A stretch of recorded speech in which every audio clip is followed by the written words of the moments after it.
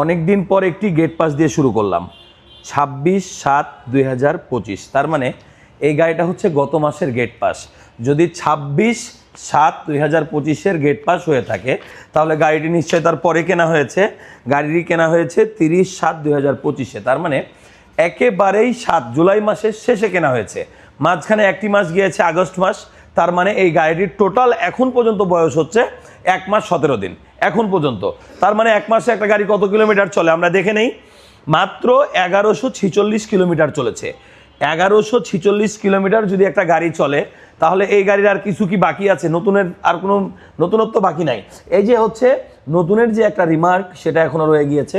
সবচেয়ে বড় ব্যাপার হচ্ছে আপনি চাইলেই কিন্তু একটা নতুন গাড়ি শোরুম থেকে কিনতে পারছেন না। এই গাড়িটা কিন্তু শোরুমে অ্যাভেলেবেল না। আমার কাছে এই মুহূর্তে এক পিস অ্যাভেলেবেল আছে, দাম পড়বে মাত্র 2,30,000 টাকা। এখানে কোনো দাম দর করতে পারবেন না, কারণ নতুন গাড়ি অনেক কষ্ট করে কালেকশন করেছি। এখন যদি আপনার এই গাড়িটি কিনতে হয় তাহলে কোথায় আসতে হবে? আমাদের বাইক হেভেনের নতুন ব্রাঞ্চে চলে আসতে হবে। নতুন ব্রাঞ্চটা হচ্ছে মিরপুর 60 ফিট মাইকের দোকানের ঠিক উল্টা দিকে, 357/4 মধ্যপীরের বাগ, মিরপুর, ঢাকা। আসসালামু আলাইকুম।